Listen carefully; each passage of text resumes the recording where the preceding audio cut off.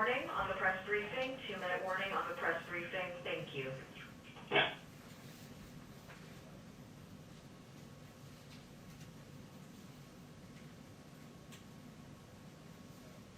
You speak by me. Do you need anything? Okay. You gonna put your mic on? No. Okay. That's it? Hi, ma'am. Yeah. Why bother? It's behind you. But I can put the mic on. there it is. It's hanging on the chair. You want me to grab it for you?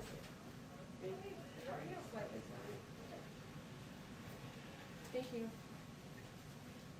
Where are we at? Looks like Gabby was center last time, according to that. Gabby was center last time?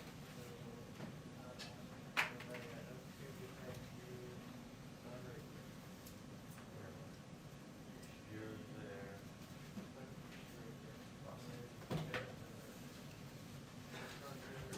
You're centering it, right? All right, here we go.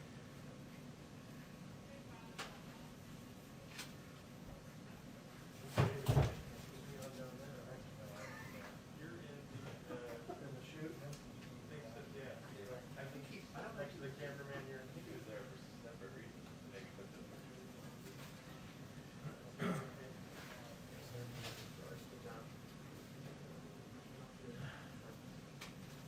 Do you need me to? No, it's still on. Still on. Yeah. You need me to bring it in here? No, don't worry about it.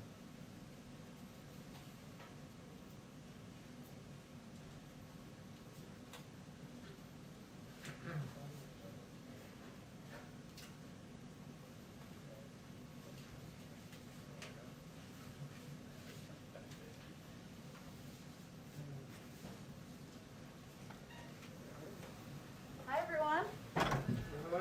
Hello. Hello. Okay, a couple items for all of you at the top.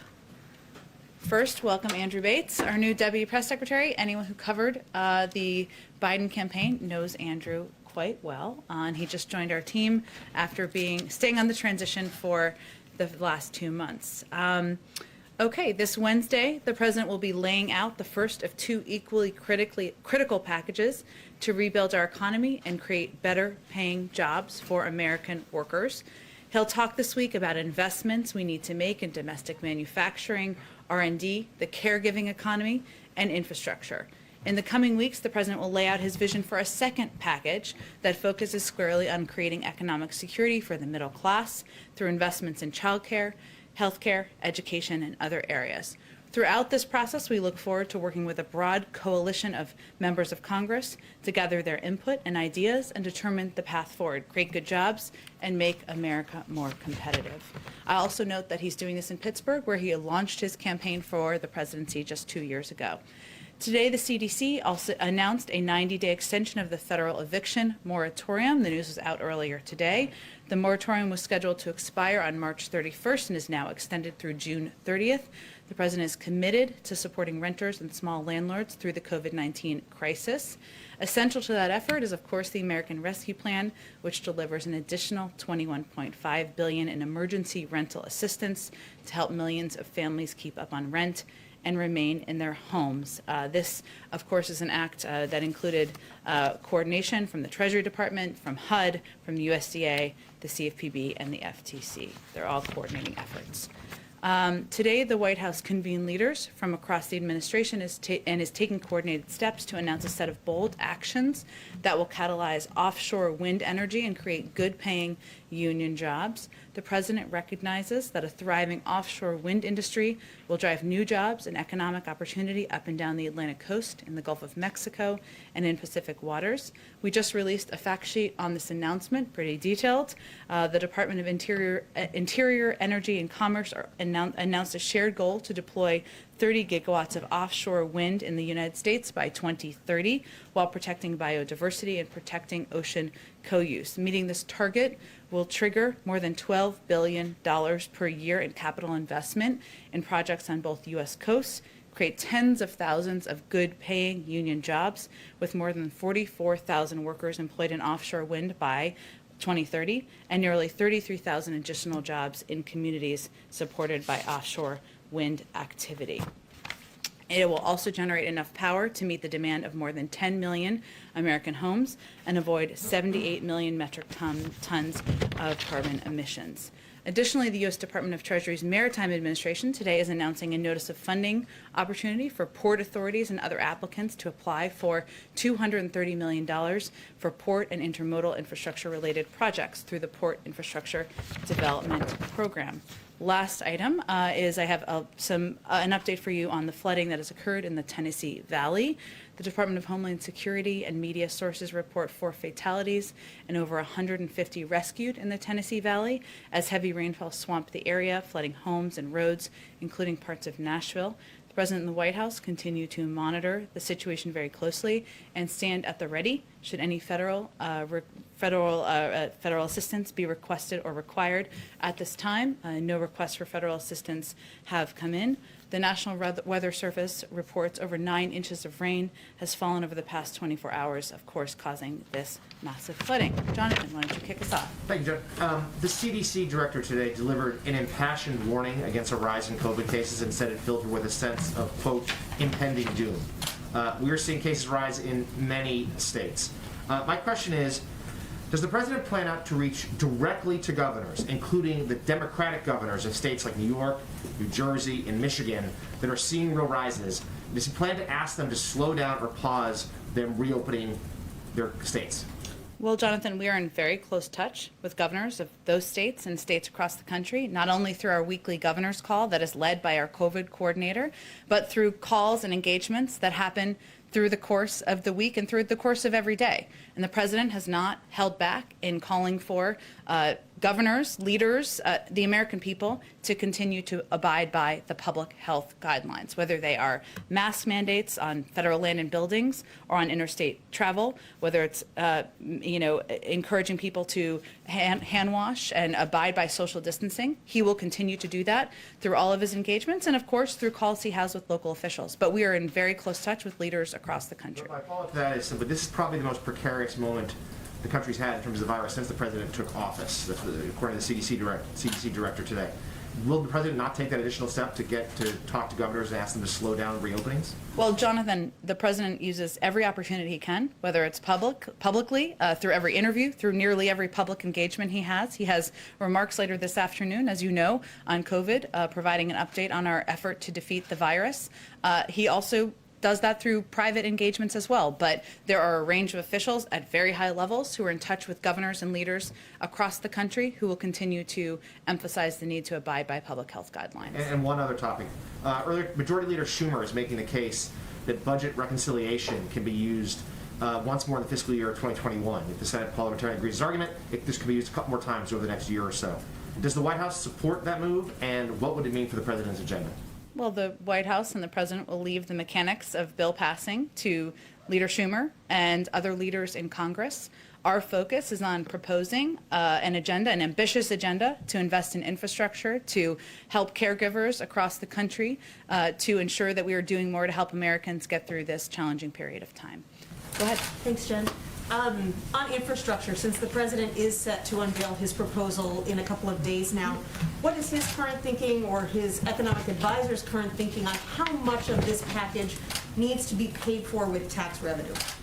Well, the president has a plan to fix the infrastructure of our country. We're currently 13th in the world. No one believes we should be there. And he has a plan to pay for it, which he will propose.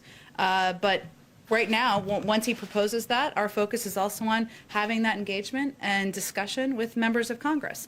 If they share a goal of building our infrastructure for the future but don't like the way he's going to propose to pay for it, we're happy to look at their proposals. If they don't want to pay for it, I guess they can propose that too. Maybe they don't support infrastructure spending. So the president has an ambitious goal. The most important thing is to figure out how to put forward the investments in our that are much needed in our infrastructure. What's irresponsible is not to address the urgent needs of that investment, but the means and mechanisms of paying for it. We look forward to presenting his plans, but also hearing proposals for others who may have a difference of view. Is there a concern that if you don't pay for enough of it, that it'll have a drag on the economy, specifically by increasing the debt and deficit? Well, again, he's going to have a plan to pay for it. I'm sure that if there are proposals out there that are differing from his in terms of what they will cover, we'll have that discussion. But he, of course, believes that investing in our infrastructure, continuing to create good-paying union jobs is front and center. But he also believes that we have an opportunity to rebalance, to address our tax code that is out of date, and some could pay more in our country that are not currently. And on that front, just a clarification, last week you said the tax increase threshold for the president is $400,000 a year, both for individuals and households, is that correct? Yep. And what does the White House say to moderates who might be concerned that hiking the corporate tax rate to say 28% will be a drag on growth? We haven't seen evidence in that from economists, but if they have alternative proposals to how to pay for investing in our nation's infrastructure, rebuilding our roads and our railways, and putting Americans back to work, we're happy to hear it. And then finally, on the vaccine, Andy Slavitt talked about the idea of a vaccine passport in the COVID briefing this morning. He said it's primarily going to be spearheaded by the private sector, but what's the president's position on whether, once the vaccine is more readily available, businesses should be able to tell employees who don't want to get the vaccine for whatever reason that they can't come back into the workplace, or that airlines could reject people from getting on the plane if they have decided not to get a vaccine? Well, we're going to provide guidance, just as we have through the CDC. There's currently an interagency process that is looking at many of the questions around vaccine verification. And that issue will touch many agencies, as verification is an issue that will potentially touch many sectors of society, as you have certainly alluded to. That's guidance we'll provide. We expect, as Andy Slavitt, I think, alluded to, that a determination or development of a vaccine passport, or whatever you want to call it, will be driven by the private sector. Ours will more be focused on guidelines that can be used as a basis. And there are a couple key principles that we are working from. One is that there will be no centralized universal federal vaccinations database and no federal mandate requiring everyone to obtain a single vaccination credential. Second, we want to encourage an open marketplace with a variety of private sector companies and nonprofit coalitions developing solutions. And third, we want to drive the market toward meeting public interest goals. So we'll leverage our resources to ensure that all vaccination credential systems meet key standards, whether that's universal accessibility, affordability, availability, both digitally and on paper. But those are our standards. It's currently going through an interagency process. We'll make some recommendations, and then we believe it will be driven by the private sector. And when do you anticipate those guidelines will come out? I don't have a timeline to provide you at this point, but it's obviously something we're working through, and we want to provide that clarity to the public. Go ahead. I want to talk about George Floyd. Will the president be watching or receiving updates on Derek Chauvin's trial today? And has he been in touch with George Floyd's family in the lead up to the trial? Well, he certainly will be watching closely, as Americans across the country will be watching.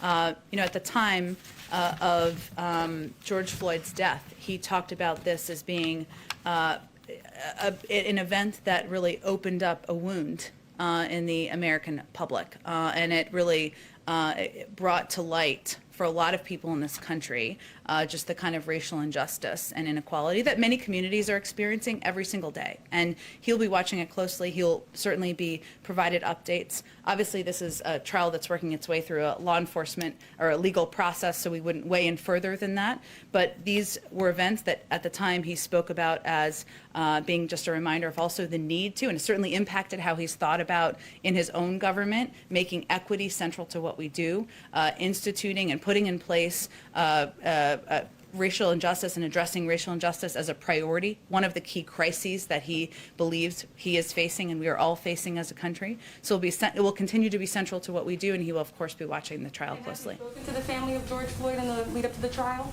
I don't have any calls to read out. He obviously spoke to them, or not obviously. For those of you who didn't follow this closely, he did speak to them last spring and spoke at the time and commented at the time about their grace. And I know he conveyed that, and he was just impressed by their courage, and he continues to believe that. You said it redoubled his commitment to advancing racial justice in this country. He also committed to creating this National Police Oversight Commission during his first 100 days in office. Has that been created yet? Is that still on track to being created?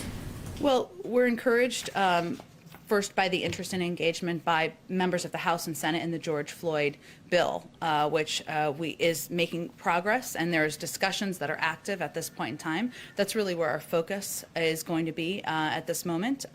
We believe that, and he believes, I should say, that it is imperative to put in place in order to rebuild trust among communities, that there needs to be accountability and there needs to be systems in place to ensure that, and laws changed to ensure that that can be carried out. So that is where our focus is. The president supports that piece of legislation, and we're hopeful that he will receive a landmark reform bill on his desk. Will the commission still be established in his first 100 days in office? I don't have any update on it other than to convey that this bill is an opportunity to put in place a number of the actions that many in the advocacy community feel are imperative at this point in our country's history. Kind of an open question here, no firm commitment? I don't have any update on the timeline, but I think what's important to note is that the George Floyd bill, which would put in place and make law a number of the accountability measures and actions that he and so many who watch these events in horror feel are imperative at this point in our country. One last question, if I could, Jen, thank you. I want to just turn to immigration really quickly here.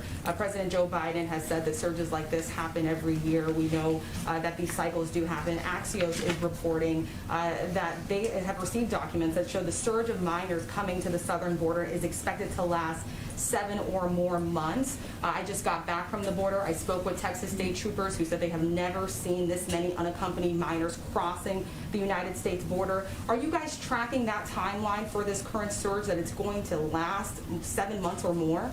Well, what we're working to do is put in place steps and actions to help address the situation at the border, including, of course, expediting processing and opening up additional shelters, but also reinstituting policies like the Central American Minors Program to encourage young people to apply in their country and not make that treacherous journey. We are also in a circumstance where we are digging out of a broken system over the past 4 years, not just the inhumane policies, but the fact that there were never efforts put in place to